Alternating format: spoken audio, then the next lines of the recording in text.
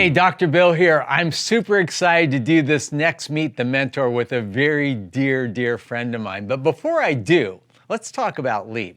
LEAP is an entrepreneurship program for high school and college students aged 15 to 25 that we've taught for the last 16 years. What do we teach? We teach students skills to be successful in life. And the coolest thing about LEAP is that I've asked so many of my celebrity patients and business leaders to come and help, and they do. We've had Mark Wahlberg, Paula Abdul, Michael Strahan, Kathy Bates, Anthony Hopkins, Apollo Ono, Eric Garcetti, Jason Alexander. I mean, I could go on and on and on. And these people come and share the secrets of their success with our LEAP students. Typically, we get about 500 to 550 students every summer, and we literally pack them with so much information. It's like drinking from a fire hose. And one of the parts that the students love most is when we bring in these mentors. So we started this Meet the Mentor series because we didn't want this to just be a one and done week. We wanted to do it throughout the year and continue to give these students great information from great mentors to teach them how to do businesses in every field you could ever imagine. We have a surprise for you. No more UCLA. We're going to USC. I know it almost kills me to say that because I am a diehard Bruin, but they're building the Olympic Village at UCLA and they don't have room for us. We're going to have 400 to 500 students. So we're going to be Trojans for the week. We're going to USC. It will be July 21st to the 27th. And I think it will be spectacular. We already have a commitment from Sir Anthony Hopkins, who, by the way, has 2 amazing movies coming out this year. In December, you will see him as Sigmund Freud in Sigmund Freud.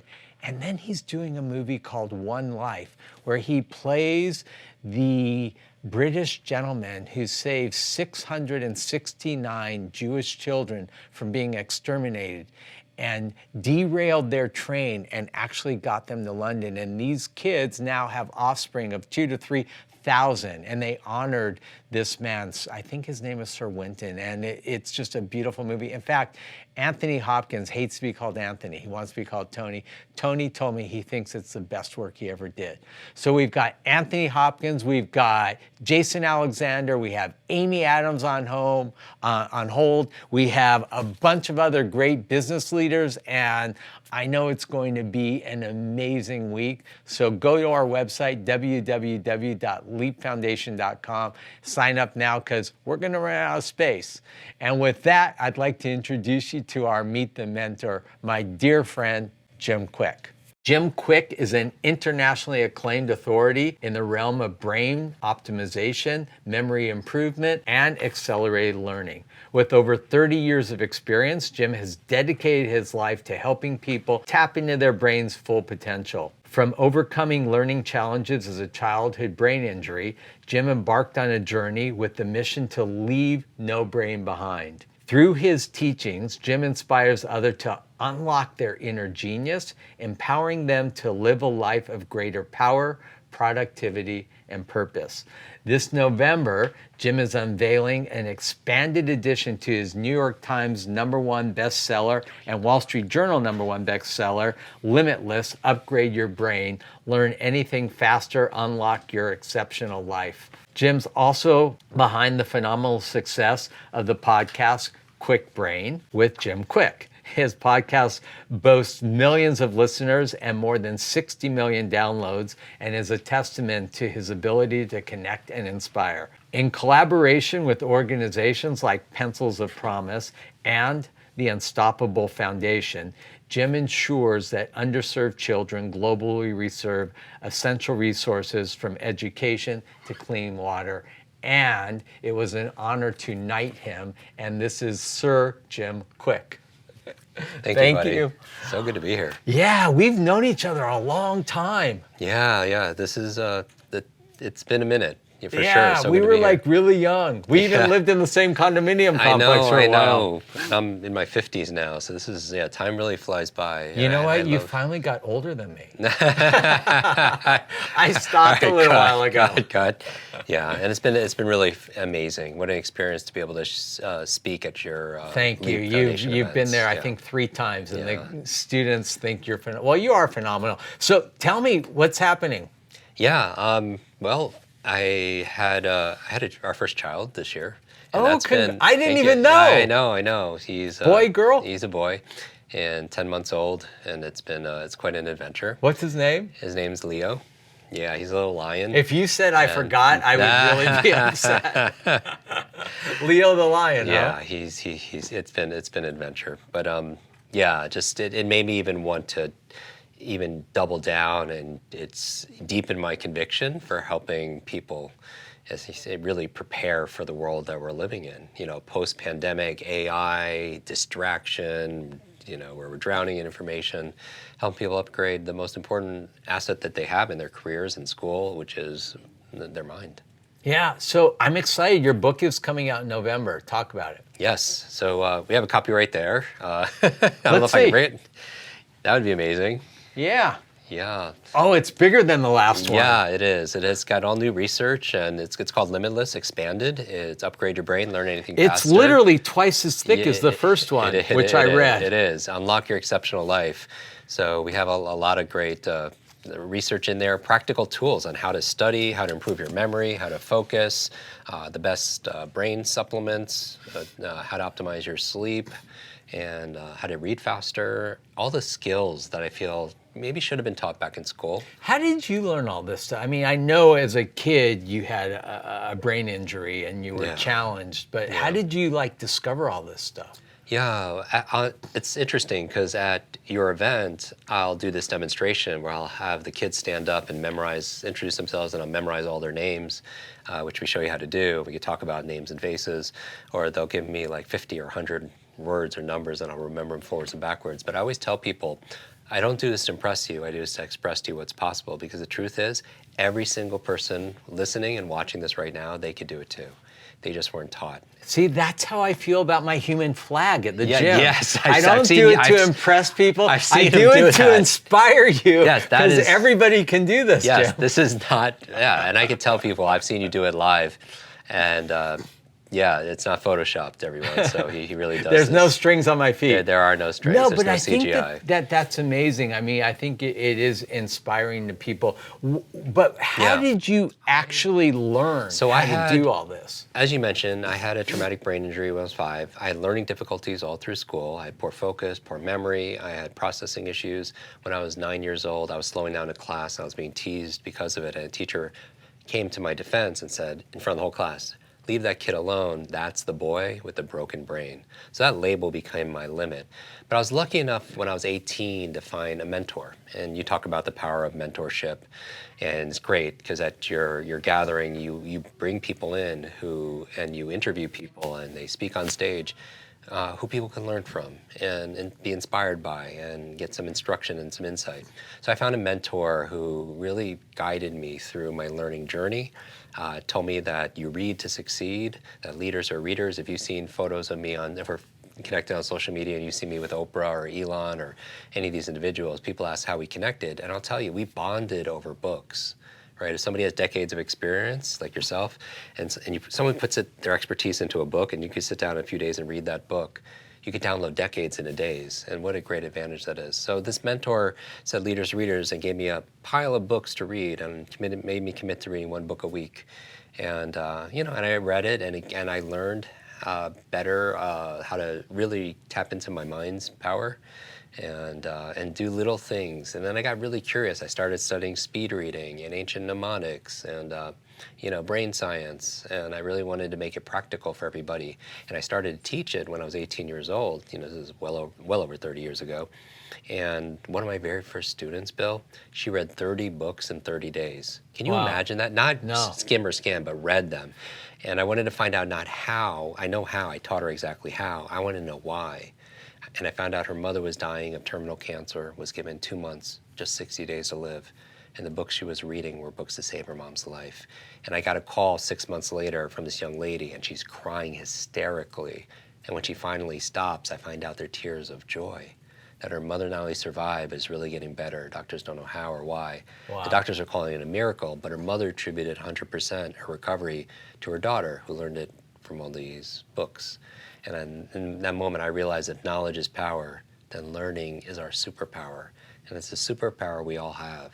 So my message for everyone listening is, regardless of your age, your background, your career, education level, financial situation, gender, history, IQ, all of us have genius inside of us. But how much of this is actually like empirically learned and then you just teach it, or versus like research that you do and find? I mean, is it kind of a mix of both? It is. We pulled on the latest research on neuroscience, adult learning theory, multiple intelligence theory, all the latest science, but also ancient wisdom.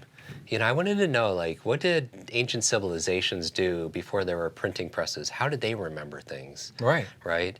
And even the largest chapter in Limitless is actually the chapter on memory, because I believe two of the most costly words to your life are "I forgot." You know, I forgot to do it. I forgot to bring it. I forgot that meeting. I forgot that conversation. I forgot what I was going to say. I forgot that person's name. All of that. It just creates, we lose trust. We lose time. We lose credibility. But on the other side, memory could make us money, right? When you can easily, or make us meaning too. When you can easily remember client information, product information, give speeches without notes, learn languages, remember what you read, you just have a superpower. So this is done, I learned this through reading, research, and role modeling. You know, I got to spend time with geniuses and figure out that there's a method behind what looks like magic. You know, their lives, that what they produce, how they innovate, it looks like magic from the outside, but I realize there's a method behind what looks like magic. Yeah, and you know, some people are just naturally more gifted than others, but it doesn't mean that you can't develop it. I remember at a very early age, like 4, I realized my one daughter, Charlie, had the most amazing memory of all. You know that little card game you play, you know, concentration, where there'll be like 50 cards and you make 25 pairs? I would play with her. She would make like 23 pairs and Daddy would make like 2. Like, she was like, I mean, she could remember a card flipped 8 moves ago. Yeah. So I used to freak my friends out when they'd come over and I'd say, hey, would you play a game with my kid? I have to go do something. And they'd all feel like such losers because this 4-year-old would annihilate them. Yeah. But she still has a memory like that. Yeah. It's crazy. No, I realized that, you know, some people are born with certain strengths, as you mentioned, certain powers, certain superpowers, if you will. And also, we know that genius is not always born, it can be built through discipline, through training. So you could actually, there's, you know, no such thing as a good or bad memory. There's more accurate to say there's a trained memory and an untrained memory. Like going to somebody like your kids and saying study or focus or remember this, that's like going to somebody and saying play the ukulele. To somebody who's never taken a class on how to play the ukulele before. And it's interesting, in school they teach you, what, 3 R's: reading, writing, arithmetic. Obviously spelling's not one of those. But what about recall?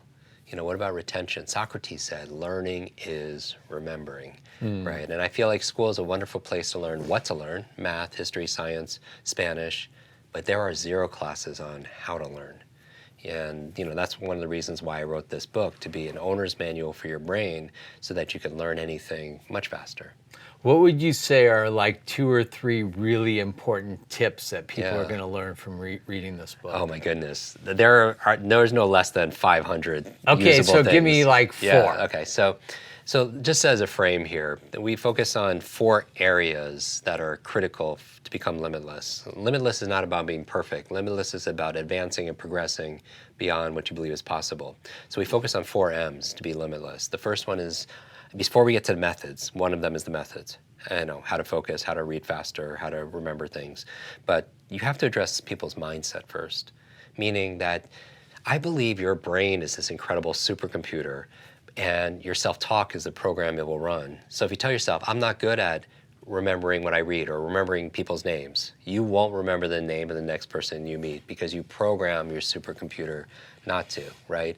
All behavior is belief driven. So the other day I was speaking down the street and people were like, somebody in the lobby was like, I'm so glad you're here, you're a memory coach. I'm just not that smart. And I was like, wait, stop. If you fight for your limitations, you get to keep them. It's so many like people the saying, argue. whether you think you can or you think you can't, you're right. Right. Henry Ford said that. That's exactly true. So all our behavior is belief driven. In order to create a new result, you need a new behavior. In order to do that behavior, you need a belief that says that's possible. So the first section is really how to change our limiting beliefs around our potential, what we believe is possible, what we believe we're capable of. But then once you have that, you could still be stuck in a box. Like everyone think about, let's make this a little workshop. Imagine you feel limited, you're in a box. That box is three-dimensional. There are three forces that contain that box. These are three forces that will liberate you. The first dimension is the mindset. But somebody can have a limitless mindset and still be stuck in that box because they need the second M, which is motivation. Right? Sometimes people are just not motivated to work out. True. Some people are not motivated to study. They're not motivated to, to meditate, whatever it happens to be. So we have a formula in here for limitless motivation that's purpose times energy times small, simple steps. So we literally show you that motivation is not something you have, it's something you do by tapping into more purpose, like you talk about. With what we were having this conversation, before we started filming, that it's for the knighting, it's not just about someone achieving and being best in their field, present company included, but it's also, not just making $1, but making a difference. That's purpose, right? That I believe you learn to earn to return. That's why we donate all my proceeds to build schools and build, do Alzheimer's research, because I feel like people could get their brain better and somebody else's brain will be better. They get their education and then a child gets their education. So motivation is a big part. And then the third area is methodology, and it's full of methods. I'll give you 3 tips, right? And then the last one is a momentum. That's what this new book is all about, how to create massive momentum with your mind, so that way you have the treasures in your life, not just financial. That's obviously, the faster you can learn, the faster you can earn. Right? Because knowledge today is not only power, knowledge today is profit, right? But also the treasures of your relationship, your health, right? Your personal fulfillment. So we talk about momentum, but it starts with a quote from a French philosopher. He says, life is the letter C between B and D. Think about that. B is birth, D is death, life C, choice. That our lives, all of us, is the sum total of the choices we've made up to this point. Where are we going to live? Who are we going to spend time with? What are we going to study? What are we going to eat? What do we feed our minds? All that. And I believe these difficult times, they could distract you. These difficult times can diminish you, or these difficult times, they could develop you. We decide with our choices. And so here are 3 choices people can make to be more limitless, right? So let's take your diet, for example. What you eat matters, especially for your gray matter, a whole area of science called neuronutrition. And in here we talk about the best brain foods, and I show people in minutes how to memorize the foods, right? Because, like for example, avocados are good for your brain, blueberries are good for your brain. I like to call them brain berries. Olive oil is great. If your diet allows, the choline in eggs is great for cognitive health. The fatty fishes like wild salmon and sardines, all these things. But if you eat, on the opposite side, a big processed meal, a lot of fried foods, high sugar foods, your brain is going to suffer. So one of the things that I would recommend everybody do, one takeaway is ask yourself, is this good for my brain or is this bad for my brain? Because your brain, I want to remind everybody that you are the pilot of your brain, you're not the passenger. Right? And so ask yourself, is this good for my brain? Is this bad? If what I'm consuming, what I'm eating, what I'm watching, who I'm spending time with, is that good or bad? Yeah, the second thing I'll say in terms of things that people could take away very easy is create a positive peer group. That's why I think LEAP is so important, for people to come together, because you are the sum, the average of the people you spend the most time with, right? Totally. And if you spend time with 9 broke people, be careful, because you're going to be number 10. You're right. Right? Because here's why, though, from a science perspective, we have something in our nervous system called mirror neurons, and we're constantly imitating the people around us unconsciously. And I always tell people to watch, WATCH. These are the things we imitate. W is words. We tend to use the same language of the people around us, right? We use the same slang Right. and verbiage. The A are our actions. We tend to have the same behaviors of the people around us also as well. In fact, if somebody smokes, has less to do with their biological networks and social networks. Their neurological networks and more their social networks, right? If your friends smoke, you're more likely to smoke.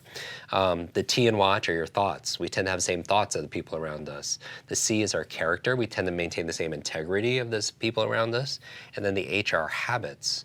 I believe first you create your habits, then your habits create you. Right? You create your habits of meditation and eating right and studying and sleeping, and those habits create you back.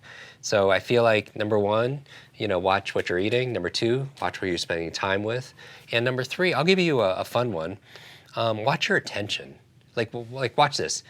If people are watching this on video, some people I know are going to watch it on YouTube, maybe. Shake out your hand. Just you can do this too. Shake out your hand. Everyone do this. Everyone in the room do this too. Look at me. Make a fist. Put it to your chin. Now, where's your chin? Yeah, it's right here, right? So most people go to their cheek, because on video I'm going to my cheek. But the art of memory is the art of attention. A lot of people aren't forgetting a name. They're just not hearing the name. I remember years ago, I was at a charity event, and there's 2,000 people, and I go to my assigned table, and I sit down. I'm the first one there. And then afterwards, Forrest Whitaker sits right next to me, and then Richard Branson sits next to him. And then Ashton Kutcher sits there. Ashton Kutcher's twin brother sits. And then President Clinton sits right next to me, right? And now I had met him a few years before, very briefly. But when he sat down, he addressed me by name. And I was like, wow, that's impressive, right? For anybody. And then I was like, okay. People told him who was sitting at his table. And then I swear, he picks up the conversation we had 3 years earlier. And nobody knew that. Right? And I was like, look, I'm the memory coach. I need to know how you're doing this, right? And he tells me a story about his grandfather in Arkansas in the living room telling the kids stories. But afterwards, he would do something different. He would quiz each one to see if they were paying attention. And when he's explaining this to me, I had this uneasy feel, like, have you ever been with somebody and you feel like you're the only one in the room, even if there's 100 other people? You know who's the best at that? Honestly? Yeah. Garth Brooks. Really? When you're speaking to Garth, you literally feel like there's nobody else there. And I've even been speaking with him, and his security will come up, and he's like, don't you see I'm talking to the doctor? Right. And like he literally fixates on you so intensely, you just feel like it's just you and Garth talking. It's a great gift. I think this is a leadership quality that anyone could develop, because politics aside, people would see Clinton as a great communicator, high charisma, a wonderful connector, right? And he's got an incredible memory, and he's got this powerful presence. And I believe that his incredible memory and his powerful presence comes from being powerfully present. Well, I'm going to tell you another trick, because I knew another man just like that. Dr. Dagoni, the dean of my dental school, was amazing like that. Like, he would walk into a room with 400 or 500 dentists at like a fundraising event for the school, and he'd walk up, he'd say, hey, Bill, how's Charlie? How's Georgie? How's Anna? Wow. And I would be like, and I finally had a lunch with him, and I'm like, Dr. Dagoni, how do you do that? He goes, it's really easy. When I go home from events, I make notes. Because a big part of what he did was fundraising for the school. And people want to give you money when you know them and like them. And I go home and I make cards on everybody. Wow. And I put in all the information that I think is relevant or could be. And then when I'm going to an event, I get a guest list and I see exactly who's coming, and then I study those cards. Right. And so I started doing that, because like in YPO, I know all the YPO members. I don't always know their partners or spouses. yet I've seen them for the last several years. So what I'll do is whenever we have an event, I look and see what the guest list is, and I make sure I kind of refresh my memory on all the spouses. So I can walk up and say, "Hey, Jerry and Janine," you know. Oh my goodness. So I'm not as gifted as Clinton or maybe you, but there are workarounds. Yeah, and it's good. I mean, it takes effort, but it doesn't take as much. But the idea here with these individuals, they're really listening. Right, and who could do that? All of us could do that. Even if people write down the word "listen" or imagine the word "listen" or put it in their phone, if you scramble the letters like a little brain exercise, it spells another word perfectly. It spells the word "silent," and a lot of people aren't silent when they're meeting people for the first time because they're thinking about what they're going to say and how they're going to respond. But I think it's a leadership skill because absolutely fundraising or anything, if you want to be able to communicate and have influence with somebody. With this old phrase, people don't care how much you know until they know how much you care, right? Maya Angelou said, people will forget what you say, they'll forget what you did, but they'll always remember how you made them feel, right? And how are you going to show somebody you're going to care for their future, their oral hygiene, their success, their family, whatever you have to offer them if you don't care enough just to remember something like their name. Right. We're going to switch gears and do it. Something that you don't do in most podcasts, Okay. or probably have never done in a podcast. One of the things that differentiates Meet the Mentor from other podcasts is not only does it give us an opportunity to learn about you and what you do, but a lot of students want to know, like, how do you make a business out of this? Okay, you know? And I'm sure you never talk about this in a podcast, but you have a brand, you have a skill.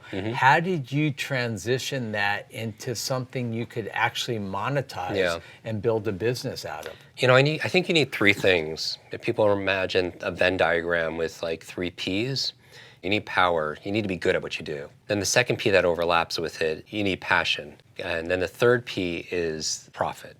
Right? And so many people have only 1 or 2 of those circles. So you could be really good at something powerful and passionate about it, but you don't know how to make it profitable. Some people could make something profitable and potentially they're good at it, but they're not passionate about it, right? And some people could the other opposite. They could be passionate, they could be profitable, but they're not good at what they do. So you need all 3. For me, I told you I learned these skills when I was 18 years old. Well, okay, so I don't share this. All right, so I was in college, college freshman, and I wanted to help people, but I didn't know how. And so one night I see a classroom that wasn't being used on a Thursday, 7 o'clock, and I was like, this is empty. Next Thursday, same time, I'm gonna put like 5 or 10 people in there for free and teach them. And maybe 1 or 2 of them wanna be tutored. This is the start of my journey. I go back to the dorm room and I take a piece of paper and I write with a marker, free speed reading, memory class, get better grades in less time, Thursday, 7 o'clock in the room. And then next morning I make some photocopies and put it on bulletin boards, not a lot, on campus. Right. Now fast forward to the following Thursday, 7 o'clock, I'm just walking down the hall to this class and I'm just thinking, oh man, I just hope 5 people show up, right? And I turn the corner and there's a crowd of people outside the door. And I swear, my first thought was, oh shoot, I hope whatever's going on ends soon I can do my thing, right? And I go there, and there's this tall kid there. I was like, couldn't get in, so I was like, what's going on inside? And he looks at me and he was like, there's a speed reading class. And this is my reaction. I was like, wow, what a coincidence. What are the odds there's another speed reading class in the same room, the same night, the same place, come on, you had to know.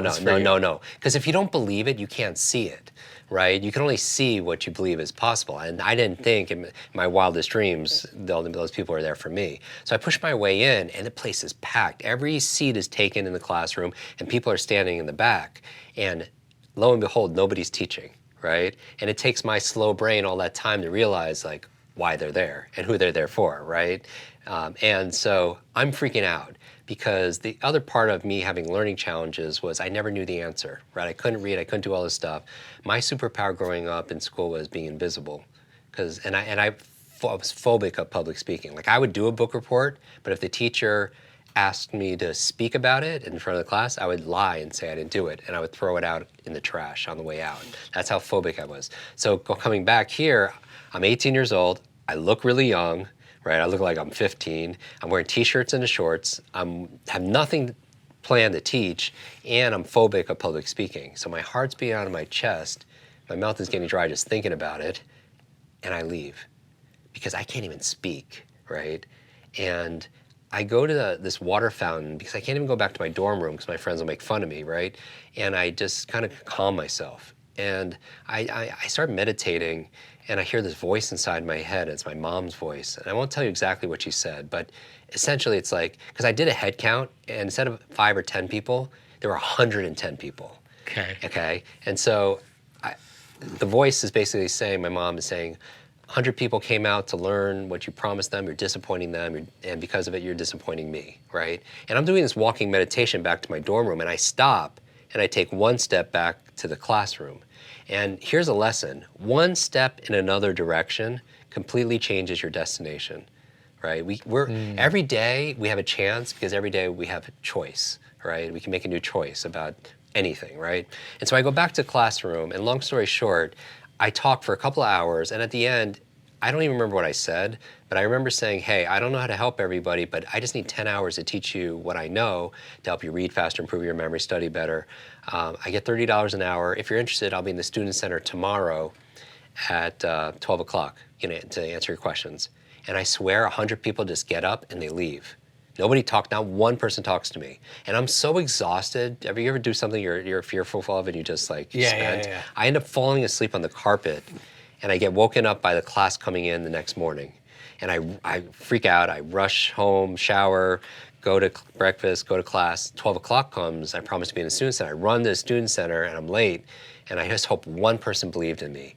And when I get to the Student Center, that same group of people is waiting for me. And at the end of 2 hours, 71 kids out of 100 signed up for a course that didn't even exist yet. That's great. $300 a person, because I didn't even do the math. 10 hours, $30 an hour. And I didn't realize kids could go to the ATM machine and take out $300 cash, because I never saw $300 cash, because I grew up, immigrant parents and, Right. and all that stuff.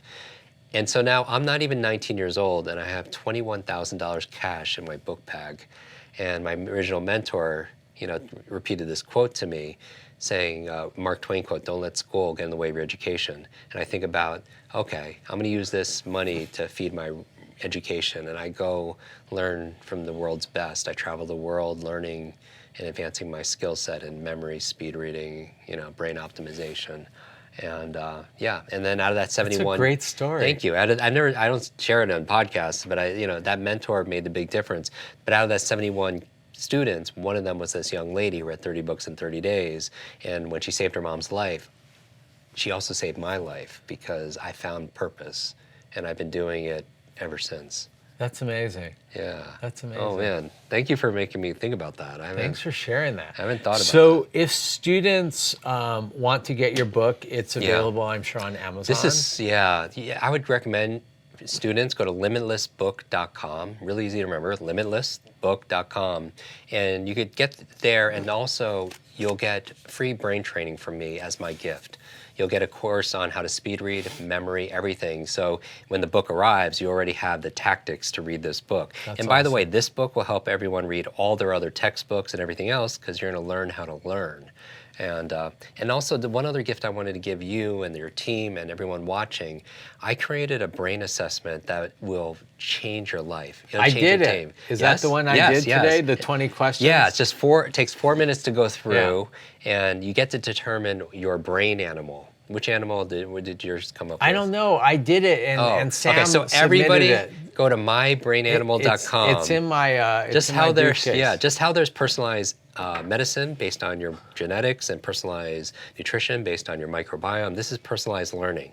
So you take this quiz, and then I'll give you detailed strategies based on your brain type, certain animal, to how to read faster, improve your memory, your focus, and everything else. And it's at mybrainanimal.com. If eagles are one of them, I would say. Yeah. And here's the thing. Take a screenshot. Here's my challenge to everyone. You have to take a step, right? Whether it's Limitless Book or mybrainanimal.com, take a screenshot of where you're consuming this right now, and tag Dr. Bill and tag myself, tag Leap, so we get to see it, and share in your post one thing you're going to do for a better brain. What's one thing you're going to do for a better brain? I'll repost, because you'll tag us, some of my favorites, and I'll actually gift a few copies of the new book to your community. Thank you. Awesome. Dude. Jim, you're the best. Yeah, I Thanks so appreciate you. much. And Thank thanks you. for always coming to Leap. And go to our website, please, Yes. www.leapfoundation.com. We will have 400 to 500 students at Leap this year. And pray for world peace. Over and out.